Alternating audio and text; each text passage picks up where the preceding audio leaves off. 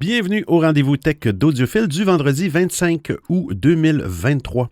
Comme à toutes les semaines, je profite de ce moment pour vous partager les actualités technologiques et parfois scientifiques que j'ai vues passer depuis notre dernier rendez-vous. J'espère que vous avez eu une belle semaine. Moi, j'ai continué mon ménage du printemps. J'avais parlé dans les derniers épisodes, j'avais commencé à faire le ménage, Facebook, Instagram, Twitter. Et j'ai trouvé cette semaine un outil gratuit qui fonctionne sur Windows et macOS qui s'appelle Redact, R-E-D-A-C-T, qui vous permet de détruire vos publications. En tout cas, sur Twitter, c'est gratuit, donc j'ai été capable facilement d'automatiser la destruction totale de toutes les publications. Je pense que j'en avais 6000. Bon, et j'ai vu des notes qui disaient qu'on était limité à 3000. Bref, je retourne dans mon profil et je n'ai plus aucune publication, donc j'imagine que ça a fonctionné. Bon, là, c'est de savoir est-ce que Twitter garde une copie de ça. Mon but, dans le fond, c'est minimiser l'utilisation de ça. Pour l'instant, Twitter, je m'en sers uniquement que pour les actualités technologiques. Et j'ai enlevé les abonnés, les abonnements. Donc, quand je vais fermer ça, je veux que ça soit propre. Pas de publication, aucune donnée pour ces grandes entreprises. On commence ça tout de suite avec la première actualité. Bon épisode!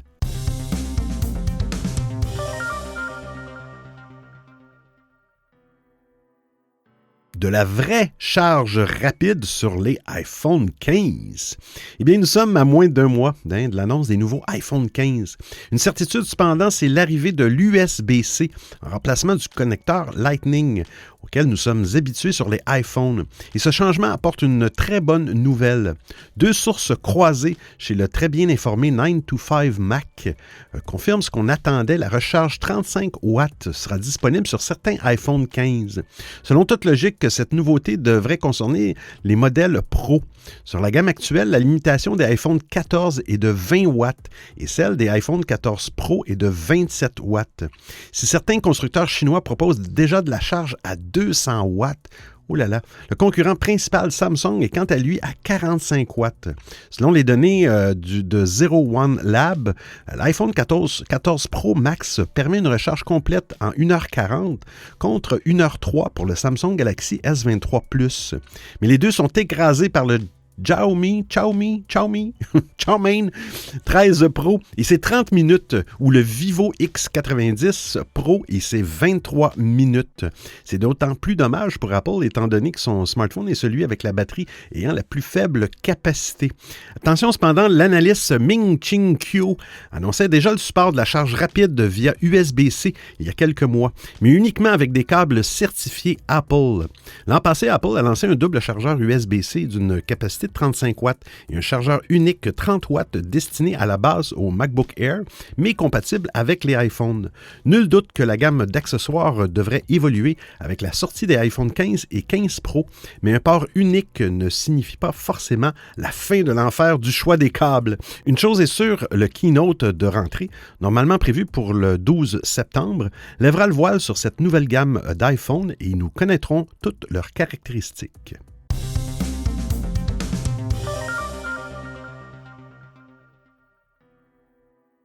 iPhone, une option dans le réglage qui va révolutionner votre autonomie.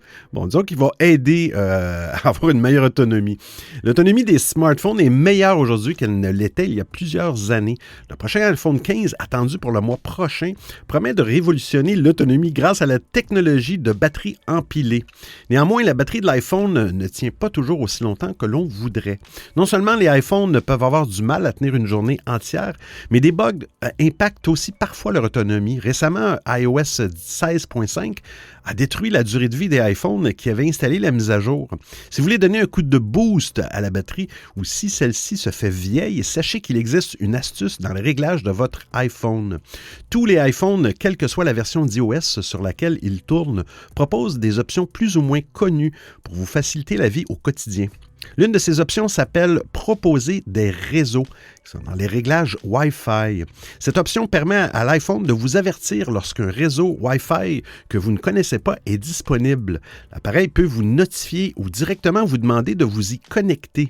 Bien que cette option soit bien pratique pour ne jamais être à court de Wi-Fi, elle draine aussi la batterie de votre iPhone. Nous vous conseillons donc de la désactiver pour allonger le temps que vous avez entre deux recharges. Rendez-vous dans les réglages de votre iPhone, puis sélectionnez Wi-Fi.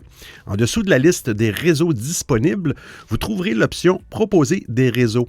Appuyez dessus puis choisissez « Non ». Une fois que vous avez désactivé l'option de proposer des réseaux, eh bien votre iPhone ne vous tiendra plus au courant des connexions Wi-Fi à votre portée.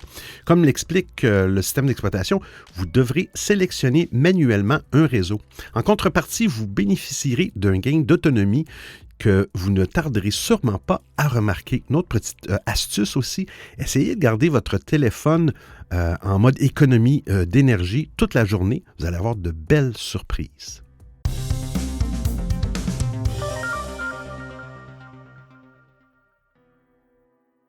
Google a rendu Android plus fluide. Google annonce un changement qui s'est opéré en coulisses sur Android et qui rend le système d'exploitation plus fluide. Plus précisément, il s'agit d'une mise à jour d'Android Runtime ou ART, un composant essentiel du système d'exploitation. ART est le composant d'Android qui exécute les applications et dont dépendent celles-ci, peu importe la marque de votre smartphone. Selon Google, grâce à la mise à jour ART 13 de ce composant, le temps de démarrage d'applications Android a été réduit. Et sur certains appareils, cette réduction du temps de lancement des applications serait de 30%. Évidemment, lorsque les applications démarrent plus vite, cela permet de rendre l'expérience de l'OS plus fluide. Ces données ont été obtenues grâce à des tests réels, donc pas des données théoriques. La bonne nouvelle, c'est que le ART 13 n'est pas réservé aux appareils utilisant la version d'Android la plus récente à ce jour. Comme vous le savez peut-être déjà, Google a rendu le système d'exploitation Android modulaire.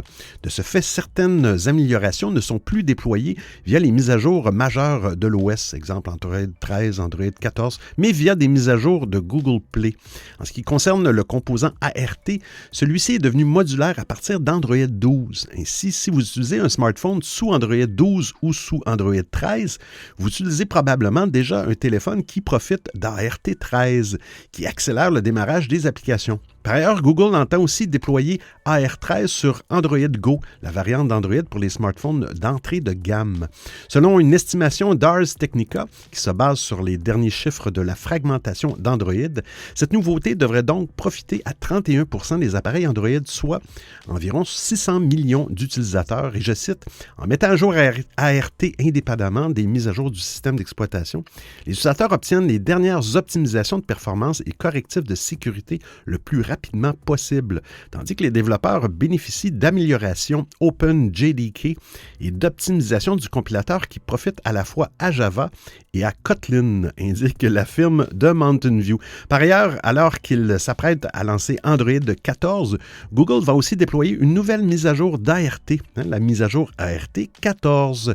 Celle-ci inclura de nouvelles optimisations du temps de lancement des applications, ainsi qu'une réduction de la quantité de code nécessaire. Et puis ART se déploie via Google Play. La mise à jour ART 14 devrait être disponible pour les appareils sous Android 12 et sous Android 13, mais pas uniquement sur Android 14.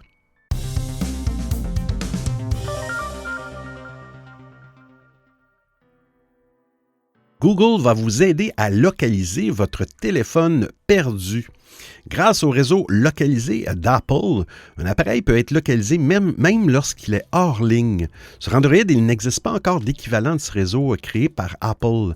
Mais la bonne nouvelle, c'est que Google est sur le point de corriger cela. Cela fait déjà un moment que nous savons que Google prépare un équivalent du réseau localisé d'Apple pour l'écosystème Android. Et aujourd'hui, les choses se précisent. En attendant une annonce officielle de la firme de Mountain View, c'est Michael Raman, qui publie de nouvelles informations sur le futur réseau de Google. Ce réseau sera appelé Find My Device en anglais, comme le réseau localisé d'Apple. Il inclut une fonctionnalité qui s'appuie sur la technologie Bluetooth. Mais en résumé, lorsque le réseau est activé, l'appareil perdu émet un signal Bluetooth qui peut être capté par les autres autres appareils du réseau d'autres personnes. Et grâce à cela, il est possible de connaître l'emplacement de cet appareil perdu, même quand celui-ci n'est pas connecté à Internet. D'après les captures d'écran partagées par Michal Raman, l'utilisation du réseau Find My Device de Google ne sera pas obligatoire.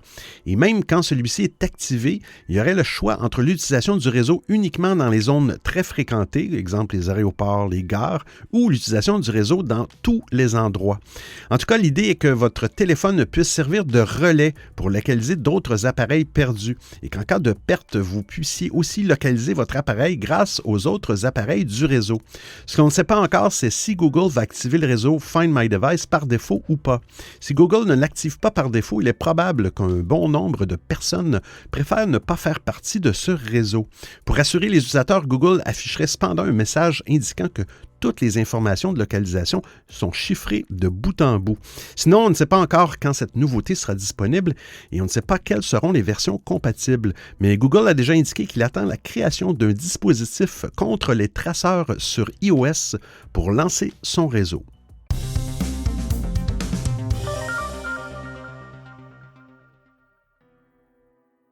Vos discussions sur Messenger seront enfin sécurisées. Contrairement à WhatsApp, Facebook Messenger n'est pas chiffré de bout en bout par défaut. Ça signifie que lorsqu'il passe par les serveurs de ce service de messagerie, bien, vos contenus sont lisibles.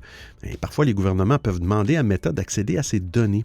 Mais depuis longtemps, Meta a pour ambition d'appliquer un système de chiffrement similaire à celui de WhatsApp sur Facebook Messenger et sur les DM, les messages directs d'Instagram. En ce qui concerne Messenger, cette mise à jour tant attendue sera enfin disponible avant la fin de l'année. Ce qui vient d'être annoncé par Messenger dans un nouveau billet de blog sur le chiffrement, je cite, « À partir d'aujourd'hui, les discussions de millions de personnes supplémentaires sur Messenger seront mises à niveau vers des normes de chiffrement plus strictes dans le cadre de nos tests de chiffrement de bout en bout, end-to-end E2EE, end-to-end encrypted. Nous restons sur la bonne voie pour lancer E2EE par défaut pour les discussions en tête-à-tête entre amis et en famille sur Messenger d'ici la fin de l'année, lit-on dans cette annonce. Cette mise à jour est si importante, eh bien, c'est parce qu'elle renforcera de manière significative la confidentialité de Messenger. Il s'agit d'une modification qui nécessite plusieurs années de développement. Meta rappelle dans son billet qu'il a commencé à travailler sur le chiffrement de bout en bout de Messenger en 2019. Cependant, le groupe s'est rapidement rendu compte qu'une telle transition ne serait pas facile, puisque le chiffrement touche le cœur du fonctionnement de la messagerie. Meta indique que pour déployer le chiffrement end-to-end sur Messenger, celui-ci a dû presque tout réécrire. Par exemple, l'actuelle architecture des serveurs est incompatible avec cette méthode de chiffrement. Et de ce fait, le groupe a dû en trouver une nouvelle. De plus, la messagerie de Facebook a dû reconstruire plus de 100 fonctionnalités pour que celle-ci soit compatible avec le chiffrement de bout en bout. Comme évoqué plus haut, les contenus des messages deviendront illisibles sur les serveurs de Meta. Or, certaines fonctionnalités avaient besoin de cet accès au contenu.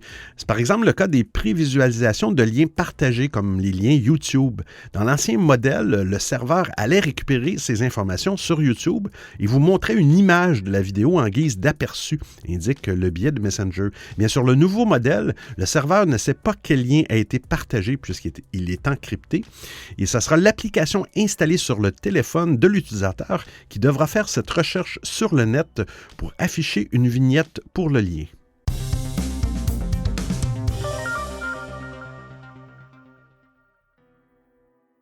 Meta lance la version web de Threads.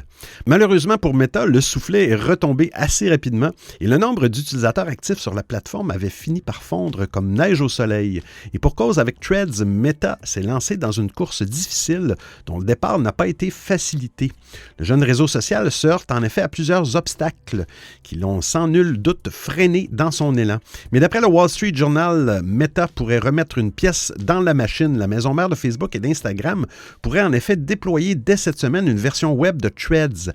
Adam Mosseri, le boss d'Instagram, a déclaré sur son compte qu'une version web de Threads est en préparation et qu'elle était déjà testée en interne chez Meta.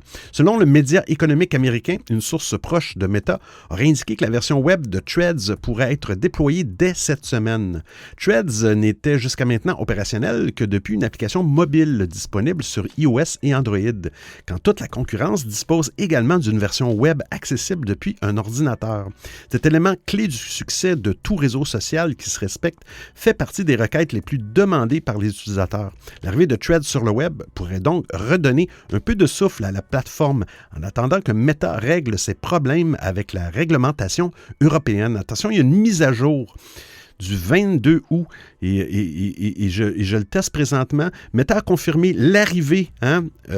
Aujourd'hui, c'est disponible. La version web de Threads. Les utilisateurs vont pouvoir poster, publier des nouveaux, tweeter, threader de nouveaux messages, voir leur flux et interagir avec des messages depuis leur ordinateur et navigateur web. En revanche, il ne sera pas encore possible d'éditer un profil ou d'envoyer un message en privé, en DM, sur Instagram. Le moteur de recherche ne permet que de chercher un utilisateur. Il ne fouille pas le contenu des messages. Et je vais tester à l'instant. On s'en va sur threads.net, threads.net. Et avant, on avait un code QR pour télécharger l'application sur notre mobile. Maintenant, vous avez le code QR, mais en plus, vous pouvez rentrer un nom d'utilisateur et un mot de passe ou vous connecter directement à partir de l'application Instagram. Et voilà, Meta a livré.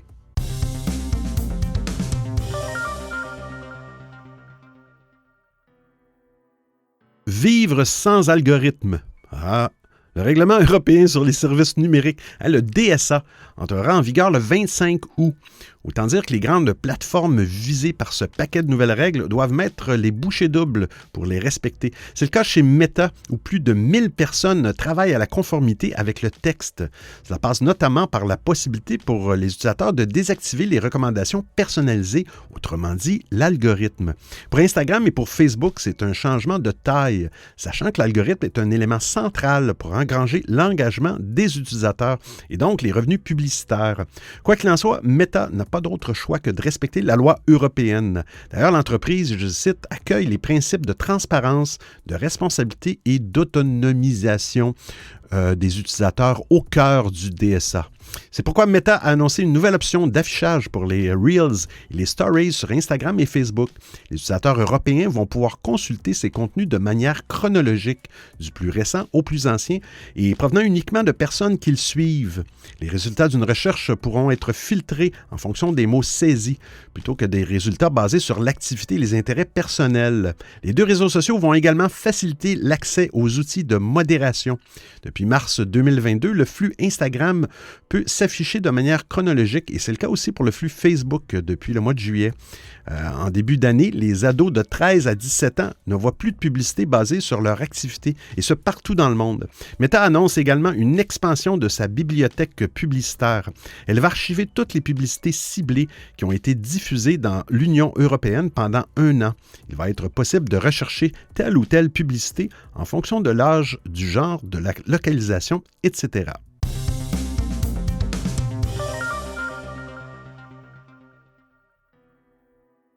Elon Musk va supprimer une fonction clé pour la sécurité. Elon. La gestion à l'emporte-pièce et à la petite semaine, c'est un peu la marque de fabrique d'Elon Musk à la tête de Twitter. Les règles changent du jour au lendemain sans vraiment se soucier de cohérence. Et peut-être est-ce le cas de la dernière fulgurance du patron du réseau social désormais connu sous le nom de X.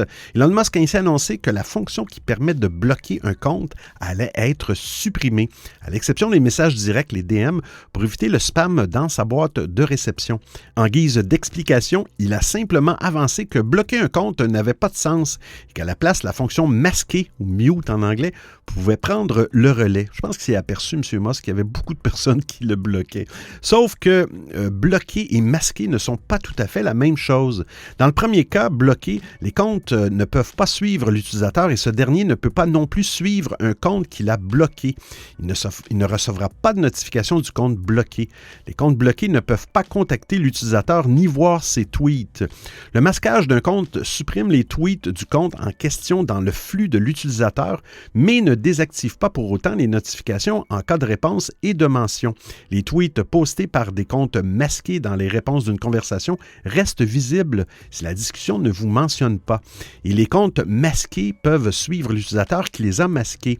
Le blocage est utilisé pour éviter le harcèlement et pour ne pas avoir à subir la rhétorique provenant des comptes bloqués puisqu'ils ne peuvent pas répondre aux tweets de l'utilisateur. Elon Musk n'a pas indiqué quand la fonction de blocage allait disparaître, mais cela prendra peut-être plus de temps que prévu car X va se heurter aux règles de l'App Store et du Play Store de Google.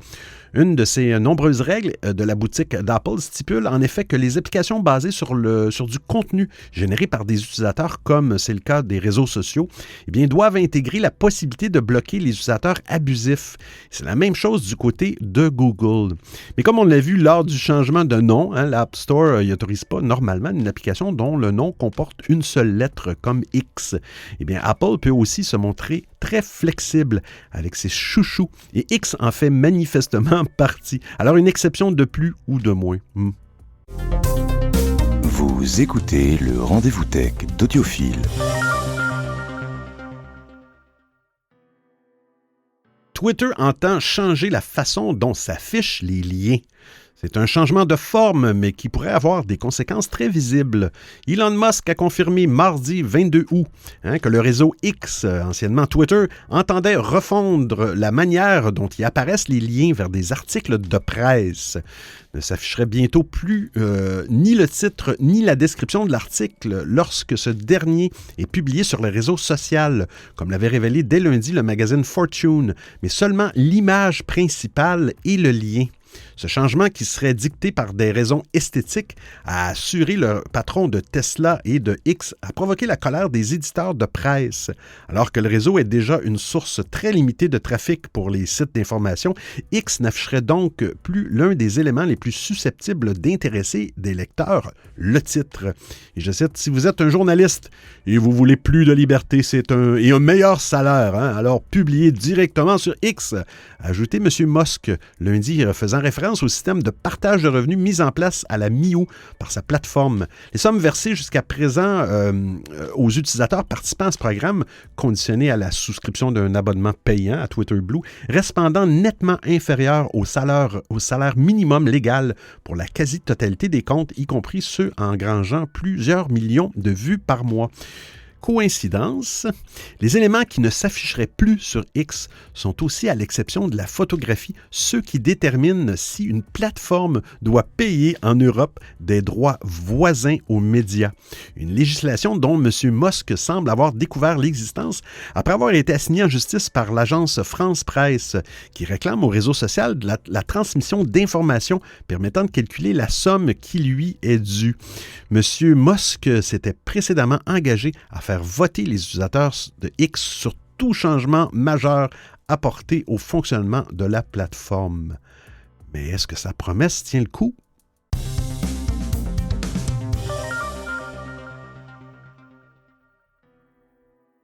Twitch, les streamers pourront désormais interdire l'accès à leurs streams. Au cours d'un stream dédié aux nouveaux arrivants prochainement sur la plateforme, Twitch a notamment annoncé que de nouvelles fonctionnalités de modération allaient être mises en place. Et parmi ces dernières, il sera désormais tout bonnement possible d'empêcher les utilisateurs qui ont été bannis d'une chaîne de la regarder. Cette mesure, demandée par des streamers depuis des années, mais très facile à contourner, ne devrait pas vraiment avoir de conséquences sur la modération de la plateforme. La nouveauté ne sera pas obligatoire, comme pour la plupart des outils de modération mis à la disposition des streamers. Il s'agit d'une option qu'ils devront préalablement valider. S'ils choisissent de le faire, tous les utilisateurs et futurs utilisateurs bannis ne pourront plus voir la chaîne en live. Si une telle conséquence peut sembler logique, un ban sur Twitch signifiait auparavant seulement que l'utilisateur concerné ne pouvait pas interagir avec le chat. Trevor Fisher, un porte-parole de Twitch, a ainsi justifié l'arrivée de cette nouvelle possibilité. Et je cite, « Cela fait des années que nous recevons des retours des streamers qui aimeraient que leur ban fasse plus. » La mesure, cependant, peut sembler assez anecdotique. Il n'est pas nécessaire d'avoir un compte Twitch pour regarder des lives sur la plateforme et en créer un nouveau est très simple et rapide. Les comptes concernés ont par ailleurs toujours accès aux replays et aux clips des streamers, même si Twitch a également annoncé réfléchir à ce dernier point. Cette nouvelle fonctionnalité n'est qu'un ajout de plus à l'arsenal de modération mis à la disposition des créateurs de contenu sur la plateforme.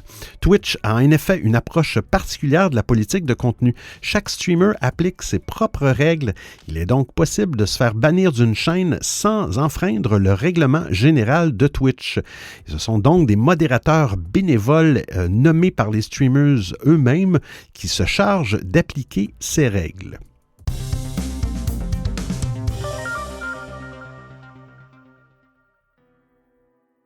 TweetDeck devient gratuit grâce à cette astuce. Si vous êtes un utilisateur, vous étiez un utilisateur de TweetDeck et vous voulez le revoir, il y a un petit truc. Mais allez voir la publication parce qu'il y a il y a une ligne de texte assez pas compliquée que vous allez devoir copier-coller. Au cours de cet été 2023, la plateforme contrôlée par Elon Musk a renommé Twitter en X et a mis fin à la gratuité du service TweetDeck. Devenu X-Pro, l'outil payant TweetDeck dispose d'un éditeur de tweets complet, des options de recherche avancées et divers types de colonnes et de decks. Pour contourner la solution payante de X-Pro, on va dire très à base voix. Il existe une technique assez simple et c'est l'utilisateur Hiram Dam qui dévoile son astuce. Dans une capture vidéo postée sur X, eh bien, l'ingénieur français basé en Californie s'est servi de Google Chrome et surtout de l'outil de développement du navigateur. Moi, je l'ai testé sur Chrome, je l'ai testé aussi sur un navigateur Brave qui est basé sur Chromium, fonctionne très bien. Et pour utiliser TweetDeck, vous ouvrez un nouvel onglet dans le navigateur Chromium, se rendre sur twitter.com, vous faites un clic de droit avec la souris sur la page Twitter et vous sélectionnez « Inspecter ». Ensuite, vous allez voir l'écran va se séparer en deux. À droite, vous allez avoir comme du code informatique. Il y a un onglet Console. Vous cliquez sur Console et vous copiez-collez le texte qui est dans l'article qui commence par document.cookie. Vous appuyez sur la touche Entrée du clavier. Ensuite, vous ne touchez à rien. Vous changez l'adresse twitter.com pour tweetdeck.twitter.com sans ouvrir de nouvel onglet, directement dans le même onglet. Et vous fermez l'outil de développement de la partie de droite et voilà, vous êtes sur TweetDeck gratuitement. Au terme de ces étapes, vous pouvez aussi profiter de la façon temporaire des fonctionnalités du service payant. Et ça, sans débourser, c'est quand même 9,60 $ ou euros par mois.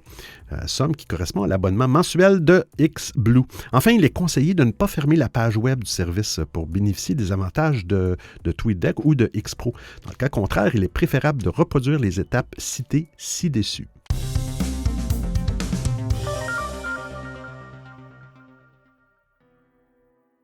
ProtonMail a dévoilé aux autorités les données de près de 6000 utilisateurs.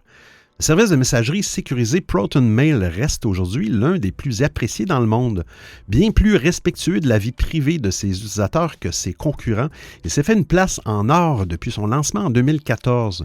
Mais malgré ses promesses de sécurisation et de chiffrement des données de ses usagers, ProtonMail n'est pas au-dessus des lois. Dépendant de la juridiction suisse, le service ne peut pas garantir une sécurité des données à 100%. En 2022, ce sont les données d'environ 6000 utilisateurs qui ont été dévoilé sur ordre légal. Et vous irez voir l'article sur la capture d'écran. L'entreprise présente 3 types de données différentes. Le nombre total de données demandées sur ordre légaux, le nombre qui a été refusé par Proton et le nombre que celle-ci a bien voulu céder. Ces 3 catégories sont en augmentation entre l'année 2020 et 2022. Cependant, ces chiffres restent tout de même à relativiser. En effet, la part des données divulguées par rapport aux demandes légales n'a connu qu'une très faible augmentation sur 3 ans. 80% en 2020, 78,7% en 2021 et 85,2% en 2022. Le nombre d'utilisateurs du service étant à la hausse également, il n'est pas étonnant que ces chiffres augmentent eux aussi. aussi. Cependant, même si la Suisse est plutôt réputée pour sa juridiction assez favorable en matière de respect de la vie privée, Proton Mail ne peut quand même pas faire comme bon lui semble. Si des demandes de divulgation issues du gouvernement lui sont faites en vertu de la loi, il doit s'y plier. Proton Mail ne divulgue pas ses données d'utilisateurs par plaisir ou pour en tirer profit, bien au contraire. Un exemple récent relaté par le magazine Forbes présente un cas où le FBI, entre autres enquêtes, a été impliqué dans une requête de ce type auprès de Proton Technologies. L'agence fédérale enquêtait sur un individu qui était poursuivi pour harcèlement et Proton a été contrainte de divulguer son adresse courriel. L'utilisateur a été identifié grâce à cela. Faut-il s'inquiéter de cette actualité? A priori, pas vraiment. Proton Mail reste une alternative bien plus sécurisée que d'autres services comme Gmail ou Yahoo, qui se soucient beaucoup moins de la confidentialité de leurs utilisateurs. Proton joue d'ailleurs là-dessus pour récupérer les utilisateurs de ses concurrents. En revanche, si vous avez quelque chose à vous reprocher d'un point de vue légal, eh bien sachez que Proton Mail se devra de coopérer avec les autorités judiciaires locales comme n'importe quelle entreprise.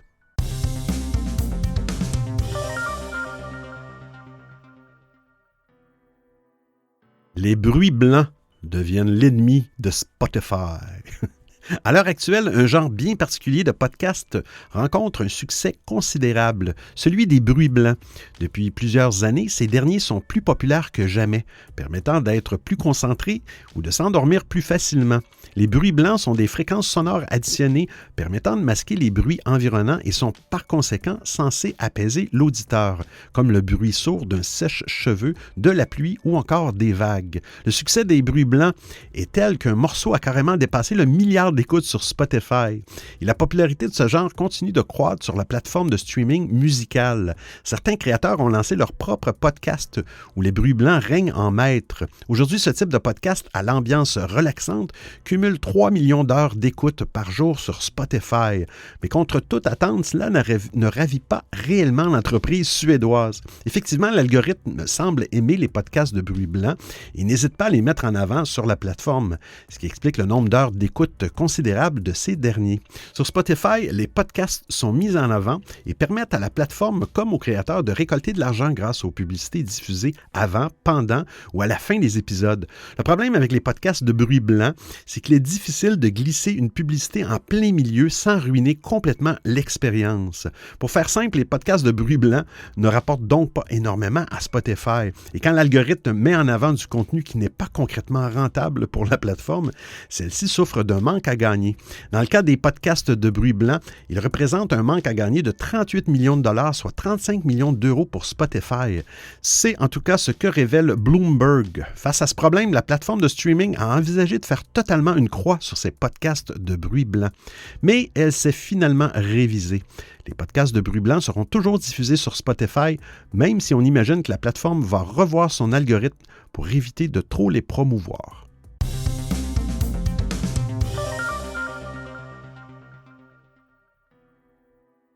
Tumblr adopte une interface le rapprochant de Twitter. Le 16 août dernier, Tumblr a annoncé dans un post sur son blog que la plateforme allait largement modifier son interface. S'il explique le faire au nom de l'expérience utilisateur et pour que les différentes fonctionnalités soient plus lisibles, le résultat ressemble furieusement à la version web de Twitter ou de X. Et si tenter de récupérer les déçus de X pourrait être une bonne idée, Tumblr est loin d'être la seule plateforme à l'avoir eu. Et elle part avec un gros retard. Si Elon Musk a énervé beaucoup de personnes depuis qu'il s'est mis en tête de tout changer sur Twitter, jusqu'à son nom, ça n'a pas été négatif pour tout le monde. Certains petits malins y ont vu l'occasion rêver de lancer un produit pour récupérer les utilisateurs de Twitter mécontents, quand d'autres ont profité de la fuite des tweetos pour tenter de sortir de la tombe. Et c'est le cas de Tumblr, car la plateforme était en coma artificiel depuis des années, et notamment ses décisions malheureuses d'y interdire le contenu principal qui faisait son succès. Mais depuis l'arrivée de Musk chez Twitter, Tumblr a connu un regain d'intérêt, enregistrant notamment une hausse des téléchargements de plus de 50% en novembre dernier.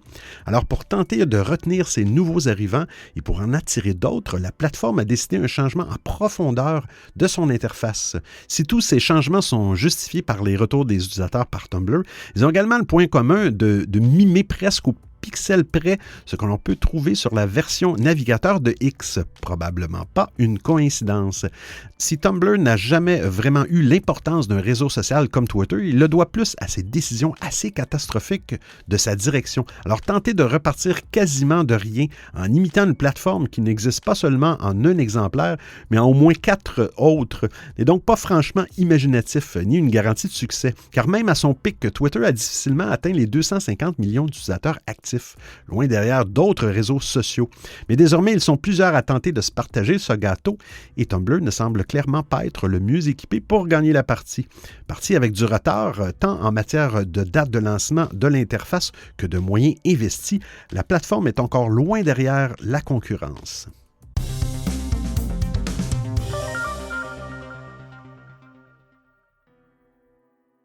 Un QR code invisible pour lutter contre les arnaques. Les codes QR sont partout et normalement, d'ici quelques années, vous en verrez encore plus. En Europe, la nouvelle génération de codes barres, ils vont s'inspirer directement des codes QR. Mais si cette technologie a déjà prouvé son efficacité pour transmettre des informations, elle a également ses inconvénients. En effet, les QR codes peuvent être modifiés ou remplacés pour rediriger les utilisateurs vers d'autres sites malveillants ou des arnaques. Et la solution que des chercheurs du MIT proposent pour y remédier, c'est une technologie qui permet d'imprimer des codes QR invisibles. Appelée Bright Marker, cette technologie est déjà opérationnelle, en théorie, pour les objets imprimés en 3D. En effet, les chercheurs du MIT ont créé une extension pour les logiciels de conception 3D qui permet de placer les étiquettes invisibles, qui peuvent être des codes QR, sur les designs des objets à imprimer en 3D. Lors de l'impression en 3D de l'objet, l'utilisateur doit également utiliser un matériau fluorescent. Et je cite, « Les matériaux fluorescents permettent à chaque étiquette d'émettre de la lumière à une longueur d'onde proche infrarouge spécifique, ce qui les rend visibles avec un contraste élevé dans les caméras infrarouges », explique le MIT.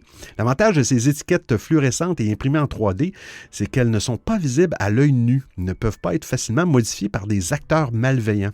Si cette invention donne une piste pour développer la technologie des QR codes, elle n'est pas vraiment pratique en l'état actuel. En effet, les étiquettes invisibles doivent être imprimées en 3D et en même temps que l'objet. De plus, un matériel spécial est nécessaire pour lire les codes QR invisibles. Les ingénieurs du MIT ont déjà conçu 2 modules qui permettent la lecture de ces étiquettes invisibles avec un téléphone intelligent ou avec un casque de réalité virtuelle. Mais l'Institut américain estime que cette invention pourrait être utile dans les chaînes d'approvisionnement, pour le suivi de mouvements ou encore dans le domaine de la réalité virtuelle et la réalité augmentée. En tout cas, en ce qui concerne les codes QR utilisés par le grand public, les risques que ceux-ci soient modifiés par des acteurs malveillants sont réels. Dans un billet publié en 2021, le FBI a d'ailleurs rappelé qu'il est facile de pirater les codes QR et indiqué qu'il a déjà reçu des rapports évoquant des personnes victimes d'arnaques au code QR. Alors j'espère que vous appréciez le format et le contenu de l'émission. Si vous avez des suggestions d'actualité, des commentaires, vous voulez m'envoyer un message audio ou simplement me payer un café, eh bien c'est très simple. Vous trouverez tous les liens sur www.audiophile.com. Il y a même une section nommée Docu, le rendez-vous tech d'Audiophile intégral avec l'ensemble des références web ou liens URL. Et je vous remercie de m'avoir prêté vos oreilles pendant l'écoute de cet épisode. Et c'est terminé pour aujourd'hui. Merci d'avoir été là. Tout le monde, hein? On n'est pas beaucoup, mais on se tient, on garde le fort. Il faut voir ça de façon positive. J'ai regardé les statistiques, mais bon, faut pas être négatif. Hein? Pourquoi? Parce qu'on se retrouve la semaine prochaine pour un autre épisode du Rendez-vous Tech d'Audiophile. D'ici là, portez-vous bien. Ciao, ciao tout le monde!